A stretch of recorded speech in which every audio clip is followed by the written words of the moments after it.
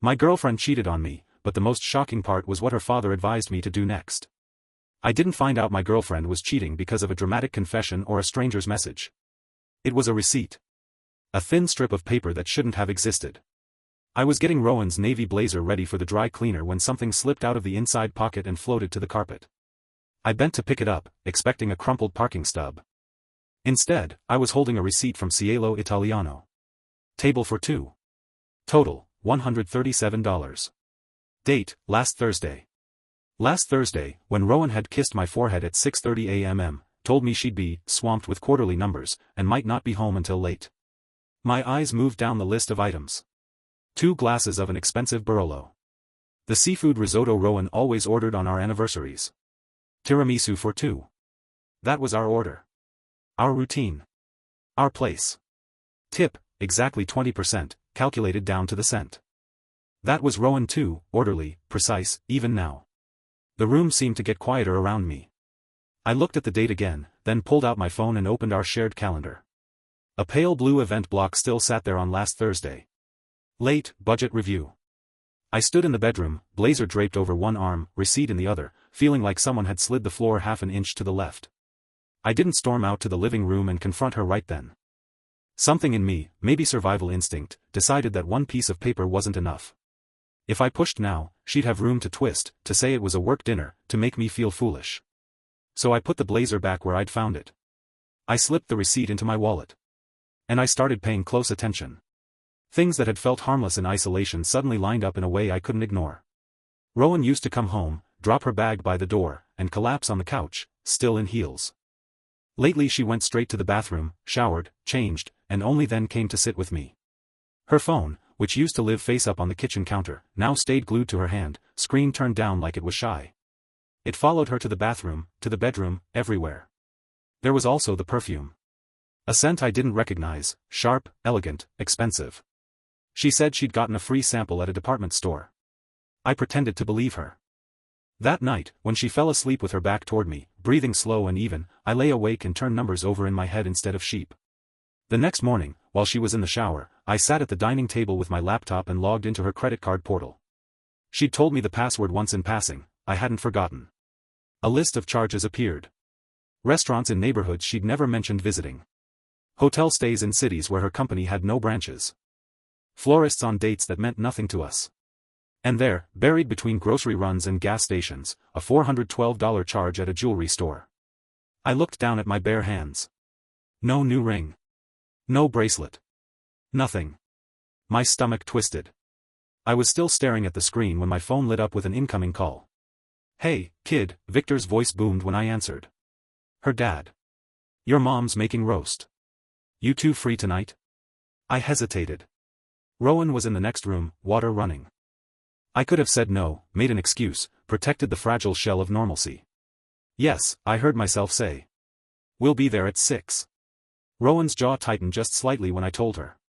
"Tonight?" she said, then smiled too quickly. "Sure. It'll be nice." The drive to her parents' house felt longer than usual. Rowan scrolled through her phone, messaging someone, then locking the screen when she caught me glance over. I watched the lines of her face in the reflection on the window and tried to measure how much of what I knew had already died before I ever saw it. Victor opened the door before we rang the bell, like he'd been listening for the car.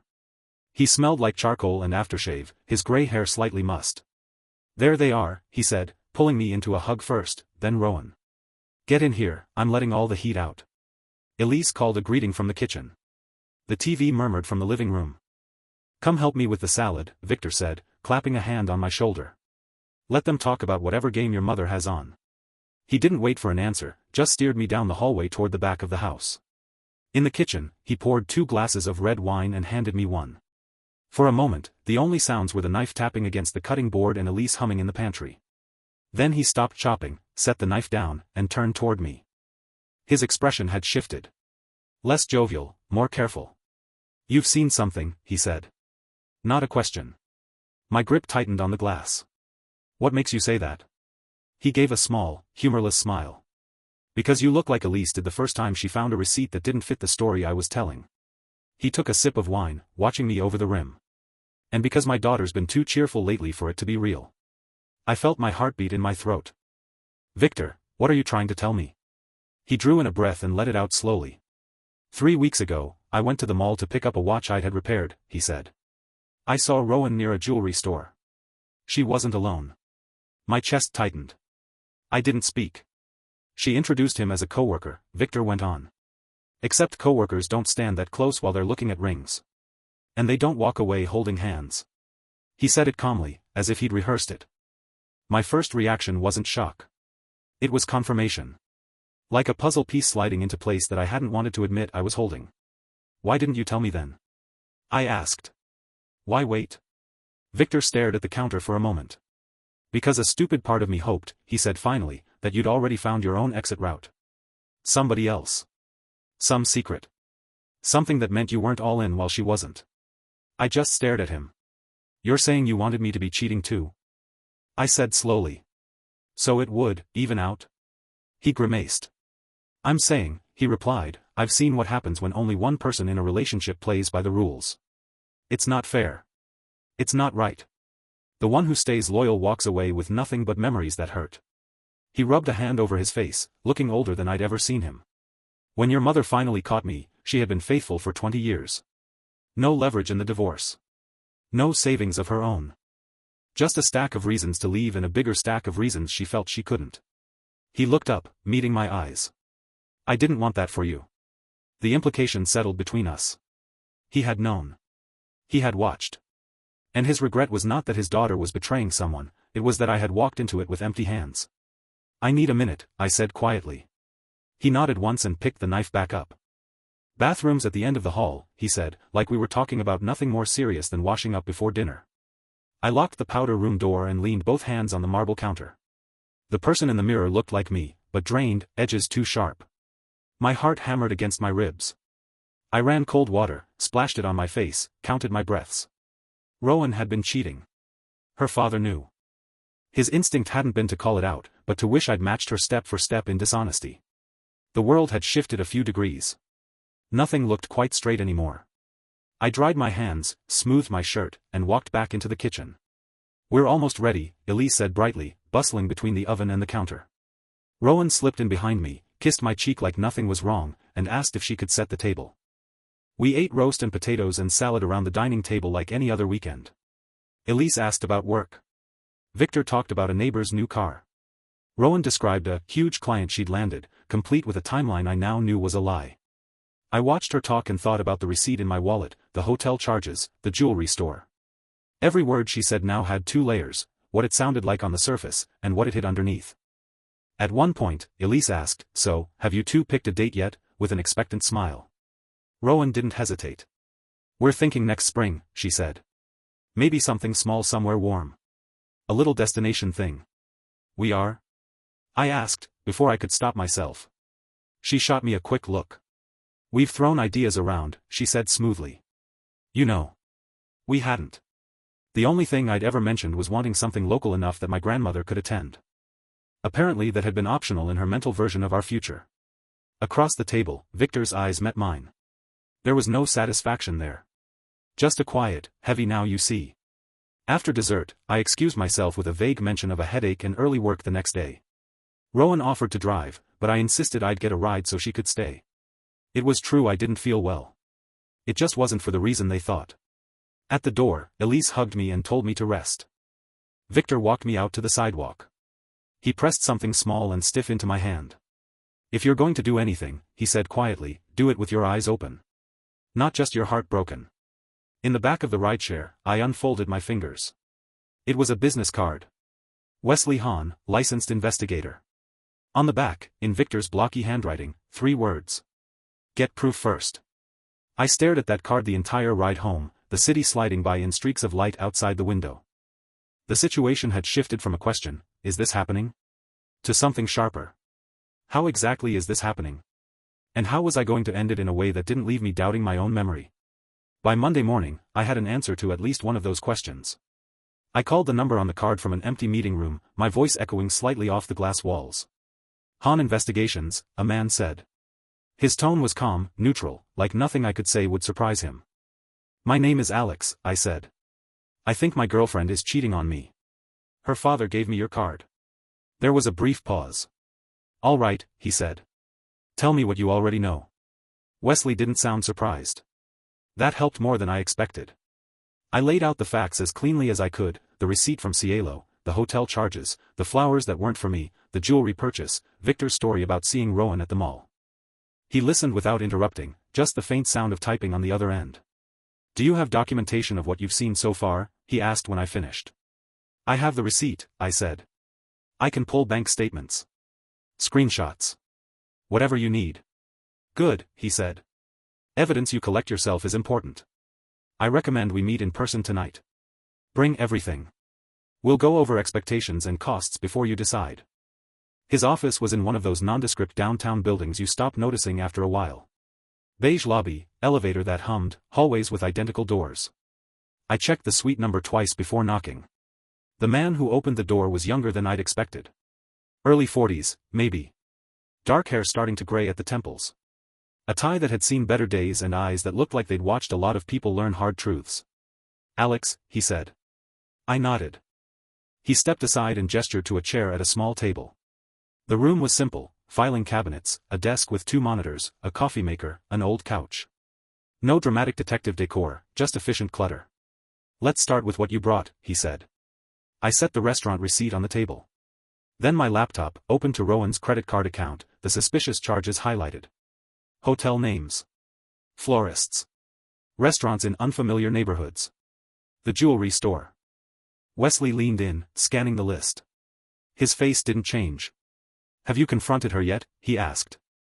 No, I said. She's good with words. If I go at her with half-formed accusations, she'll find a way to twist it. Make me feel paranoid. I want it to be so clear that even she can't explain it away. He nodded like he'd heard that sentence before. All right, he said. This is what I can do. I'll add my own monitoring, photographs, locations, timestamps, on top of what you already have. My job isn't to guess, it's to verify. He slid a paper toward me. This is my rate. I won't lie, it's not cheap. I also won't drag it out longer than necessary. Most cases don't need weeks of work. Once we see the pattern, we stop. The number made my stomach clench, but I thought about the savings I'd been building for a future with Rowan. A wedding fund that now felt like it belonged to someone else entirely. I can pay the retainer, I said. Wesley watched my face carefully. I'm going to say something you might not expect from someone you're hiring, he said. Make sure you actually want to know. This kind of truth doesn't go back in the box once it's out. I already know, I said quietly. I just need proof. He held my gaze for a moment, then nodded. Surveillance will start Wednesday. I'll keep you updated. No commentary, just facts. We'll regroup once I have enough to show you a complete picture. We signed the paperwork. I handed over my card. He walked me to the door. Try to live your normal life while I do this, he said. Don't change your behavior around her yet. If you can manage it. That was the hardest part. Wednesday crept up faster than I thought it would. I went to work, answered emails, sat in meetings. On the outside, nothing had changed. Inside, everything felt slightly out of focus. At 5:43 p.m., my phone buzzed with a notification from an unknown number. Subject left office, 5:41 p.m. Rowan had texted me 10 minutes earlier, running a bit late, big mess with a client. Don't wait for me to eat. At 6:08 p.m. Subject arrived, residential building, Midtown, female companion present. I stared at the screen until the letters blurred. Then I set the phone face down and forced myself to cook dinner, plate food, sit at the table, chew. It tasted like cardboard. At 9:14 p.m. Subject exited building, same companion. Multiple photos captured. Report to follow. Rowan came through our door at 9:35, keys jingling, hair still damp from a shower she clearly hadn't taken at home. You're still up, she said. Sorry, it was chaos tonight. You wouldn't believe the last-minute changes they threw at us. I watched her drop her bag, kiss my hair, move around the kitchen like nothing was out of place. Her story had the right details, specifics about numbers, and clients, and deadlines, the kind of thing that sounds true if you aren't also watching timestamps roll in from someone standing across the street from her. I nodded in the right places and told her there was leftover soup on the stove. She warmed it, ate a few spoonfuls, yawned. You're quiet, she said again, searching my face. Just tired, I said. Long day. She smiled, leaned in to kiss me, and I let her, anchoring the sensation in my mind because I knew, now, exactly where she'd been an hour earlier. The report arrived Friday morning, just before 10. Wesley sent it in a secure file. My finger hovered over the trackpad for a second before I opened it. 23 pages. He'd laid it out methodically: date, time, location, weather, who was present, what they did. Then photos, some grainy from distance, some clear enough to see individual expressions. Rowan leaving her office with a man I'd never seen before. Getting into his car. Sitting across from him at a restaurant, her face lit by candlelight, the kind of soft smile I recognized from our own early days. Standing by his door while he unlocked it, his hand brushing her lower back like he'd done to me 100 times in crowded rooms. Later, the same door opening the next morning. Her hair pulled back, wearing the same clothes, slipping out while he locked the door behind them. I swallowed hard and flipped to the next page. Wesley had included context too, social media posts that matched locations, company org charts, public records. The man's name was Elias Romero. He worked 2 floors down from Rowan. On top of that, Wesley had gone backward through the last few months of Rowan's spending. Hotel charges that matched Elias's travel. Restaurant visits in patterns that lined up with dates she claimed she'd been too tired to go out. He didn't guess at emotions. He didn't call it love or fling or anything else. He called it documented contact and repeated companionship. I printed the report. The machine spat out page after page until my hand was holding the weight of it. Then I called Victor. He picked up on the second ring. Alex? I have the proof, I said. My own voice sounded flat in my ears. Can we meet somewhere? He named the same cafe as before, near his office. When I walked in, he was already at a table with 2 coffees waiting, just like last time. Let me see, he said. I slid the folder across. He opened it, eyes moving steadily down the pages. He didn't make any noise as he read, but his jaw tightened on the photos where Rowan was laughing. When he reached the end, he closed the folder and rested his hand on top of it. His shoulders slumped a little. I wish I could say I'm surprised, he said quietly. I'm not. I am ashamed. Of her? I asked. Of what she learned from us, he answered. From me, especially. He looked at me directly. What are you going to do? I'm going to confront her, I said. Tonight. With this. I don't want to leave any room for her to rewrite what happened. He nodded slowly. That's your right. I hesitated. Will you be there? I asked. Not to attack her. Just, so she can't later say I made things up. So someone from her side sees exactly what she's done. He sat very still for a moment, fingers tapping once against the folder. Do you want me there as a witness, he said, or as her father? Both, I admitted. He exhaled. All right. Text me when you're ready. I'll wait in the car outside. If you change your mind, don't text. When I got home that evening, the apartment looked the same as always. Couch, coffee table, framed photos, the half-burned candle Rowan liked. The normalcy of it felt almost cruel. At 6:15, Rowan walked in carrying takeout from my favorite burger place. Surprise, she said. Figured we could have a cozy night in. Nice, I replied, setting plates on the table. My hands felt steady, which startled me. We ate. She told me about issues with a supplier, about training a new hire. I listened, the folder resting in the closed drawer of the coffee table, feeling like a small weight in the room. At 6:58, my phone was in my pocket. I sent a single message to Victor. You can come up in 10 minutes. Door will be unlocked. He responded with one word. Here. I poured 2 glasses of wine and carried them to the couch. Rowan followed, tucking her feet under her. We haven't really talked lately, I said. Just, about us. She tilted her head, studying me. We're fine, she said. We're just busy. I set my glass down. How is Elias? I asked. The name sat in the air between us like something solid. Her smile faltered. Who? Elias, I repeated. Romero. Marketing. Drives a silver hatchback. Likes Italian restaurants and weekend trips. For a second, the expression on her face was pure confusion. Then recognition. Then the practiced calm she used in stressful meetings. I don't know what you're talking about, she said, but her voice was half a beat too late. I took my phone out, pulled up a photo from Wesley's report, and held it out. It was Rowan and Elias in a parking garage. His hand on her face. Her arms around his neck. The kind of kiss no one could call friendly. All the color drained from her cheeks. "Where did you get that?" she whispered. "From someone your father hired for me," I said. "After he saw you at the mall." Her eyes flashed with something like betrayal, but not toward me. She opened her mouth, and the excuses started, words about stress, about confusion, about how it wasn't serious, how it never meant anything, how they only crossed a line once, how I was going to tell you. I let her speak long enough to hear that every sentence contradicted the last. Then I stood, walked to the coffee table, opened the drawer, and placed the full folder between us. "Open it," I said.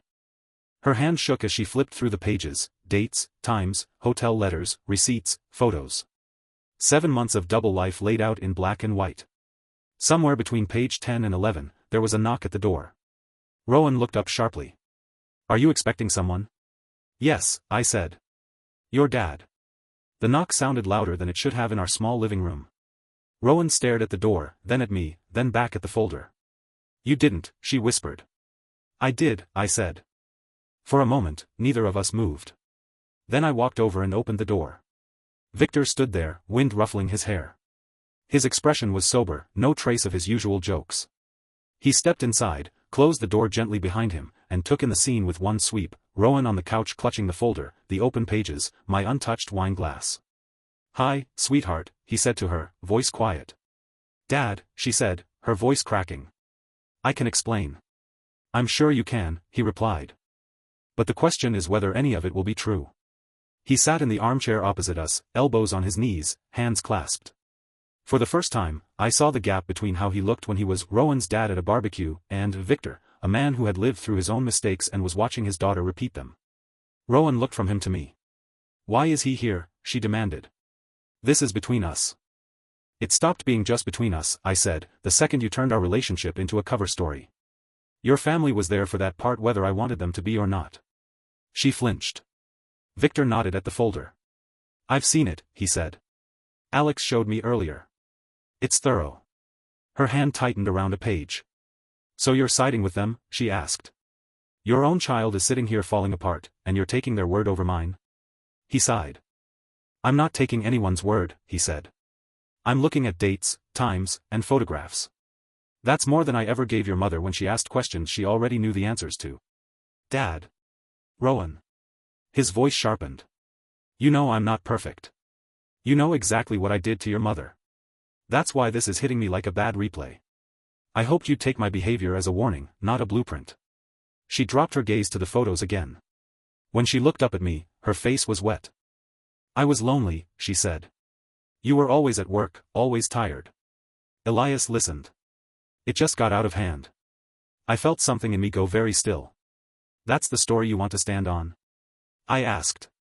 "That you started another relationship because I was too tired some nights?" Her shoulders hunched. "I'm not saying it's okay," she said quickly. "I'm just saying it wasn't like I didn't care about you. I do. I love you. I made a terrible mistake, but we can fix this. People fix worse things." Victor watched me, waiting. "I'm not interested in fixing a life where I have to wonder every time you go to the store if you're really coming back," I said. My voice was steady. I was grateful for that. "This isn't a lapse. It's a pattern. 7 months isn't an accident." Rowan's eyes widened. "So that's it," she said. "You're just going to throw everything away?" "You already threw it," I said. "I'm just refusing to dig through the wreckage looking for something usable." Silence settled over the room. The refrigerator hummed in the kitchen. Somewhere down the hall, a neighbor laughed at something on TV. "You need to pack a bag," I said finally. "Tonight. Enough for a week. I'll box the rest of your things and let you know when they're ready to collect. Please don't make this harder than it has to be." She stared at me like she didn't recognize the person sitting across from her. "I live here," she said. "My name is on the lease too. You can't just." Victor cleared his throat. "He's not throwing you out on the street," he said. "You have a room at our house. Your old room. You know that." Her head snapped toward him. "So you've already decided," she said, voice rising. "Great. Wonderful. Everyone just decided my life for me." He met her anger without flinching. "You made a choice when you kept lying after the first time," he said. "This is the part where life answers back." The fight went out of her shoulders all at once. She stood up, moving like someone much older. "I'll pack," she said. She disappeared into the bedroom, the door clicking shut behind her. Her quiet movements, drawers sliding, hangers knocking together, felt louder than any argument could have. Victor and I sat in the living room. Two people bound to the same situation in opposite ways. You don't have to stay, I said. I asked you here. That's my responsibility, not yours. He shook his head. I ran from hard conversations in my own house for long enough, he said. This, I can stay for. A few minutes passed.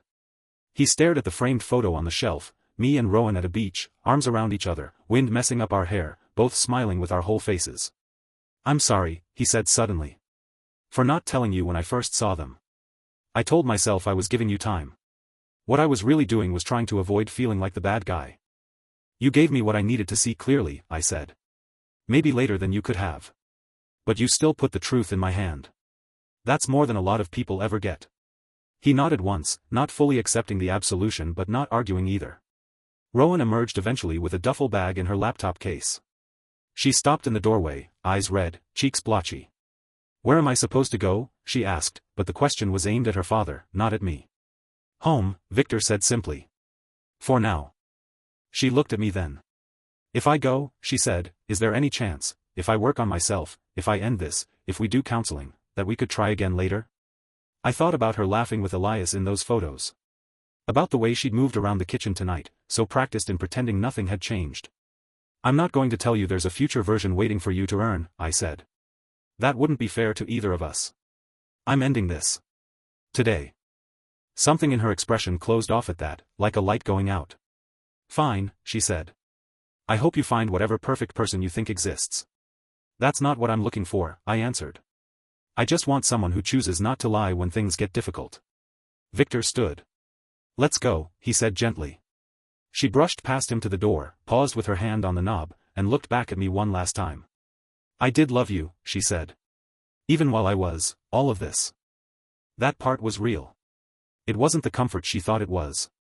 If anything, it made the whole thing more hollow. I believe you think that's true, I said. She flinched, then walked out. The door closed. Her footsteps faded. Eventually, I heard the low rumble of Victor's car starting.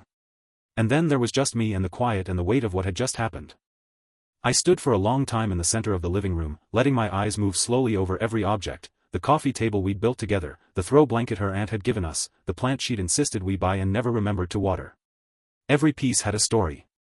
Now they were all the end of one. My phone buzzed on the table.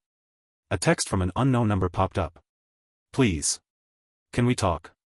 I'm sitting outside. Just 5 minutes. I stared at it, thumb hovering over the screen. Then I blocked the number. 5 minutes later, another unknown number. This isn't fair. Couples get past this all the time. Why won't you even try? Blocked. The third message didn't even make it past the filter. I silenced the phone, set it face down, and went to the bedroom. The closet looked half empty already. Her side of the dresser drawers gaped open, stray hangers swinging slightly. I should have been collapsing. Crying. Throwing things. Instead, I sat on the edge of the bed and felt hollow. Like someone had scooped out the center of me and left a thin shell holding it all together. There was one person I knew I needed to call.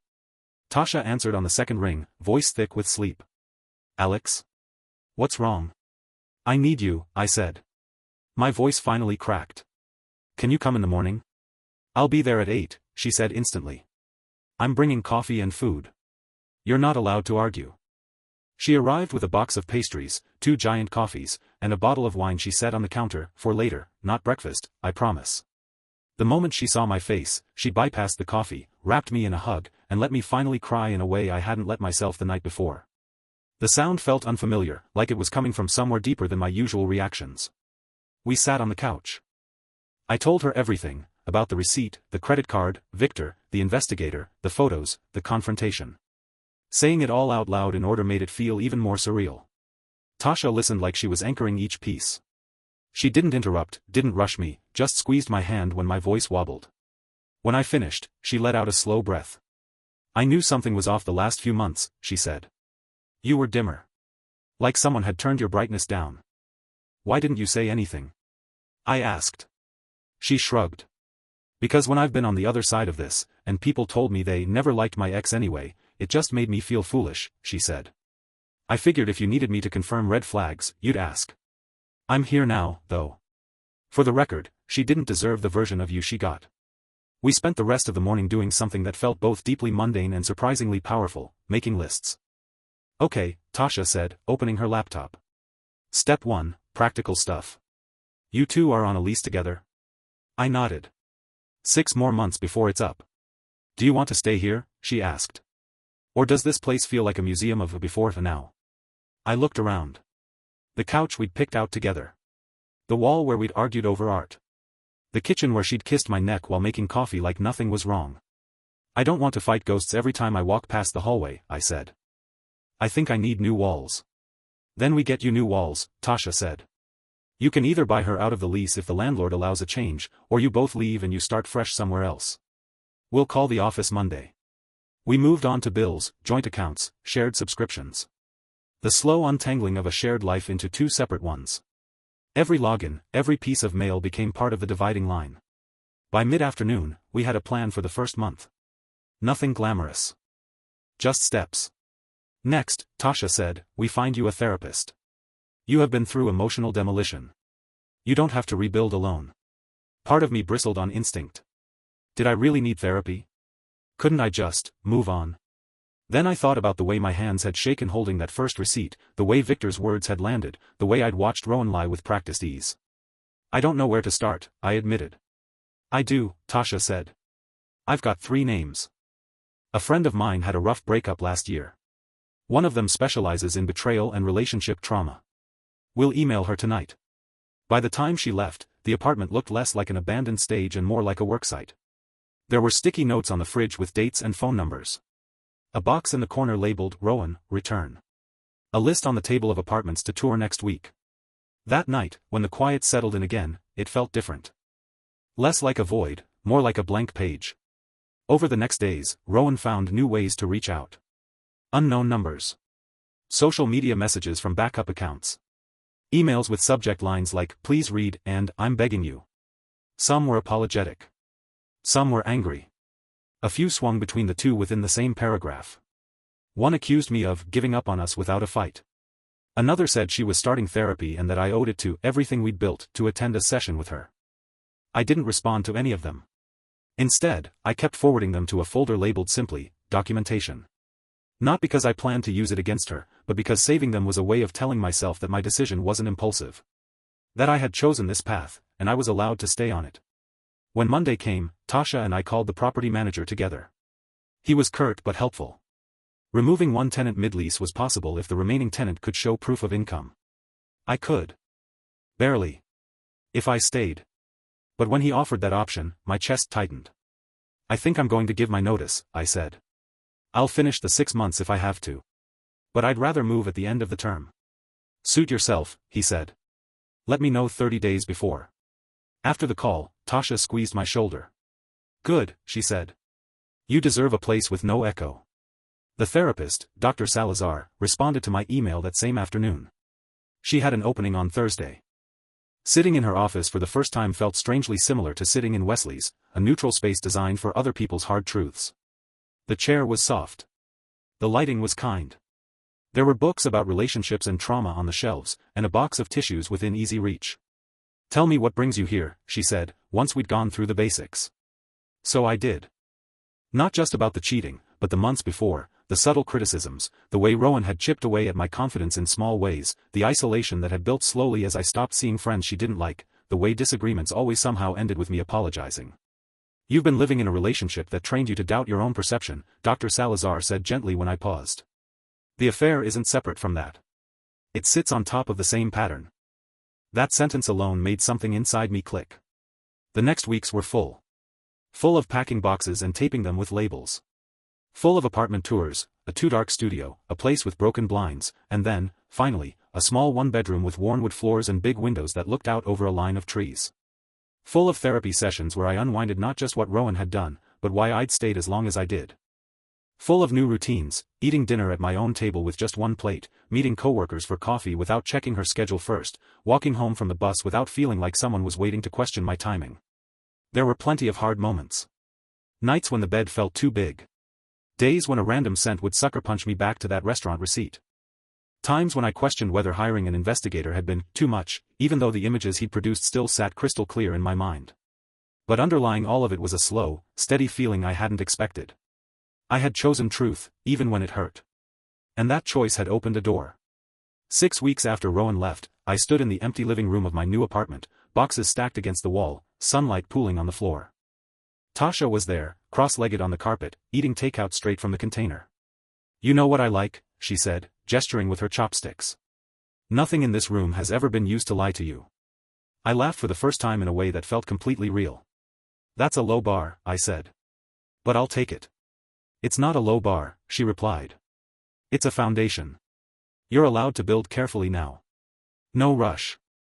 That night, after she left and I climbed into my new bed, surrounded by the quiet of unfamiliar walls, I realized something. For the first time since I'd pulled that receipt off the floor, the silence didn't feel like a verdict. It felt like the beginning of my life being mine again. Healing wasn't a straight climb. It was more like walking up a staircase in the dark. Sometimes I moved forward, sometimes I misjudged the step and stumbled, sometimes I had to pause and catch my breath. But the direction, overall, was upward. Rowan, meanwhile, became someone I heard about rather than from. After I stopped answering unknown numbers and blocked her secondary accounts, the direct contact attempts slowed. What filtered through came in sideways, through mutual acquaintances, social media glimpses Tasha would mention in passing, updates from Victor when we met for coffee. Rowan moved back home for a while, he told me one afternoon, stirring sugar into his drink. Then she got her own apartment across town. "She's in therapy. Says she's working on herself." He didn't say it with skepticism or pride, just as a fact. "How do you feel about that?" I asked. He smiled sadly. "Like a man watching a house he helped build get torn down and rebuilt," he said. "There's relief, and there's guilt. But I'm not the foreman anymore. Just someone who can hand over tools when asked." He glanced at me. "For what it's worth, she hasn't tried to paint you as the villain. Not to us, anyway. That's something." It was. It didn't change my decision, but it made the air around it feel less bitter. At work, the version of me people saw slowly shifted. I stayed late on projects because I wanted to, not because I was trying to avoid tense silences at home. I spoke up more confidently in meetings. The same colleague who'd once said I seemed tired lately, stopped me in the break room to say, "You look lighter these days." In a good way. Dr. Salazar called it reclaiming my internal reference point. "You're learning to ask, what do I think? What do I feel, instead of what will keep the peace," she said one session. That's not selfishness. That's healthy self-trust. There were still emotional landmines. 3 months after the breakup, I ran into Elias outside a coffee shop near my old office. He was alone, holding a paper cup, staring at his phone. When he looked up and saw me, his face went from neutral to startled to guilty in a heartbeat. I could have walked past him. Pretended not to notice. Instead, I stopped. "Alex," he said. "Hi." "Hi," I replied. My voice sounded level. That surprised me. He shifted his weight, clearly uncomfortable. "Do you have a minute?" he asked. "You have two," I said. "Use them wisely." A breathy, humorless laugh escaped him. "I deserve that," he said. "Look, I wanted to say I'm sorry. I didn't know about you at first. She told me she was single. By the time I found out, it was already something you didn't want to give up," I finished for him. He swallowed. "Yes. When did you find out she wasn't single?" I asked. He looked away, jaw working. 4 months in, he admitted. "And you kept seeing her for 3 more, I said. Knowing. There it was. Clean. Simple. Ugly. He didn't try to deny it. "I thought she'd leave you," he said quietly. I told myself that made it less terrible. It doesn't. I know that now. "Did she?" I asked. "Plan to leave?" He gave a small, defeated shrug. "She said she was trying to figure things out. That she needed time." I believed her. That's on me. For a brief moment, I saw him not as the shadow in my story, but as another person who'd chosen the easier lie over the harder truth. Who'd elected to participate in something that hurt someone else because it suited him at the time. "I'm not the one you need to apologize to," I said. "You owed me decency when you learned I existed. You didn't give it. That's yours to sit with." He nodded, eyes shining. "I get it," he said. "I hope. I don't need anything from you," I cut in. Understanding, closure, any of it. We were both standing in smoke. I'm out now. Take care of yourself. I turned and walked back inside. My heart was pounding, but my hands didn't shake. Later, in therapy, I told Dr. Salazar about it. You sounded grounded, she said. You didn't excuse him, but you also didn't let him drag you back into his story. That's what it felt like, I admitted. Like he wanted me to help him feel like a better person. And that's not my job. Exactly, she said. Life continued. I moved fully into my new routines. Saturday mornings at the farmer's market. Occasionally saying yes when coworkers invited me out instead of going home to make sure someone else's dinner was ready. Learning small pleasures that belonged only to me, the cafe on the corner that made my coffee exactly how I liked it, the bookstore 2 blocks over where the clerk remembered my name. My job shifted too. A big project I led went well enough that my boss pulled me into a meeting and said the words, promotion, and pay raise, and lead on the new client. A month later, it was official. The extra income meant my apartment was no longer just barely within reach. For the first time, my finances felt like something solid under my feet, not a rope we both held.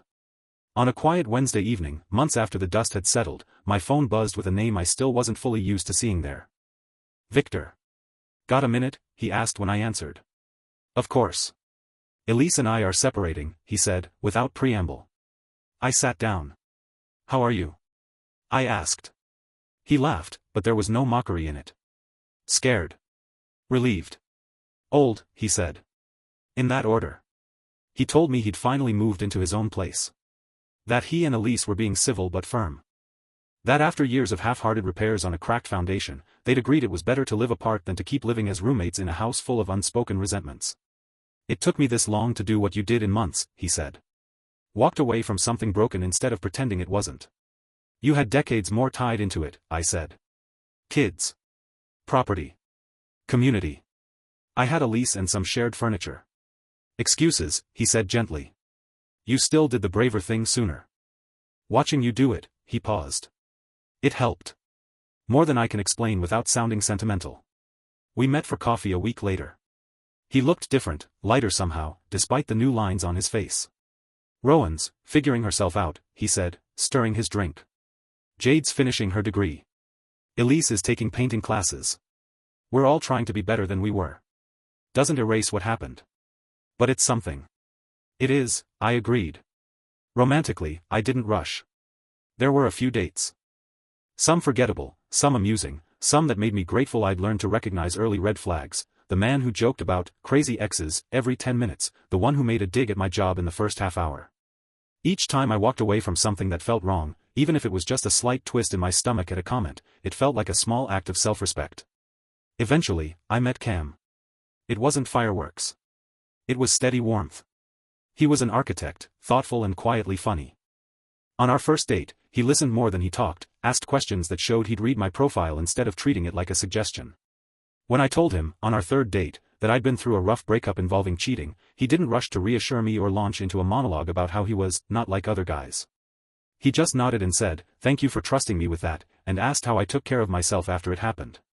We took it slow. I watched his actions more than his words, how he spoke about his ex, respectfully, even when talking about painful things, how he handled it when plans had to change, with flexibility, not irritation, how he reacted when I said I needed space one weekend to recharge. He said, "Let me know if you want me to bring dinner to your door," and then disappear, and meant it. Trust, I learned, isn't a single leap. It's a series of tiny steps over time, each one backed by consistency. A year after Rowan left, my life looked almost unrecognizable from the one I'd been living when I'd first held that Cielo receipt. I woke up in a bright apartment with plants I managed to keep alive. I went to a job where I was valued and saw a future for myself. I had friends who knew the full story and loved me instead of siding with the version of me that was convenient. And love, real, steady love, showed up not as grand gestures, but as Cam cooking soup when I got sick, or sitting next to me in silence when a random song brought back a memory I hadn't expected to feel. When he eventually asked me to move in with him, it wasn't a dramatic proposal. It was a conversation at the kitchen table with a notepad between us. "What would make you feel safe?" he asked. Separate accounts? A shared one for bills? Clear exit plans on paper just in case? We talked through it all. We wrote things down. We agreed on what fairness looked like. It was the opposite of illusions, it was a blueprint built in daylight. 2 years after the breakup, Victor invited me and Cam to a housewarming. He'd bought a smaller place, a modest townhouse with a garden he was irrationally proud of. Elise wasn't there. They were friendly, he said, coexisting at family events, but they needed their own spaces to breathe. Rowan came late, with a friend from her support group. When she saw me, she froze for a second, then gave a small nod instead of heading the other direction. We spoke once, briefly, on the back porch. She told me she was still in therapy. That she'd ended things with Elias months before everything blew up. That she'd joined a group for people working on patterns of dishonesty in relationships. I don't expect forgiveness, she said. Or friendship. I just wanted you to know I don't tell the story like it was all your fault. Not anymore. I'm glad, I said. For you. Standing there, I realized something important. Her healing or lack of it no longer dictated my own. Our stories had intersected. They had caused damage. Then they had diverged. The satisfaction I felt wasn't from seeing her suffer. It was from seeing that I no longer needed anything from her, including suffering. Justice, in my case, hadn't been about public punishment or perfect karma. It had been about choices. Hiring Wesley when my instincts screamed something was wrong. Listening to Victor's uncomfortable honesty. Walking out instead of bargaining with someone who had already traded our future for a secret present. Going to therapy. Building a life that felt honest now, even if the path there had been paved with someone else's lies. One quiet evening, curled up on the couch with Cam, my phone buzzed. A message from Victor. You know, I used to think smart people learned from their own mistakes. Now I think the smartest ones learn from watching other people's. Thank you for letting me watch you do it better. I stared at the screen for a long moment, then typed back. Thank you for handing me the card instead of pretending not to see. We both did better than before. That counts. When Cam asked, later, what had pulled me so deep into thought, I told him the whole story. From the receipt to the folder to the new apartment to this couch. He listened without trying to rush to the moral. When I finished, he kissed my forehead and said, I'm glad you walked away when you did. Otherwise, I might never have met you. For the first time, that idea didn't feel like a consolation prize. It felt like the logical next step in a long line of choices that, cumulatively, had led me to a place where love felt like an honest exchange instead of a performance. If there was any happy ending, it wasn't neat. Rowan was still learning. Victor was living with his consequences, trying to build something healthier from here. Elise was painting in a quiet house. Elias was somewhere dealing with his own reflection. None of that was mine to manage. My ending, for now, at least, was this. I had my own keys to my own place. I had a partner I chose with clear eyes. I had a family of origin I could face without shame and a chosen family that met me where I was. I had a folder full of proof of what I'd survived, tucked away, not to reopen wounds, but to remind myself that I hadn't imagined it. Most importantly, I had my own voice back. The girl who once stood in a bathroom gripping a marble counter while her girlfriend's father suggested she should have cheated first was gone. In her place was someone who understood that her power didn't come from matching someone else's wrongs. It came from refusing to participate in them at all, and walking through the nearest open door into a life where the truth, even when painful, was always worth choosing. Thank you for watching the video, like it if you watched the video to the end and don't forget to subscribe. Have a nice day.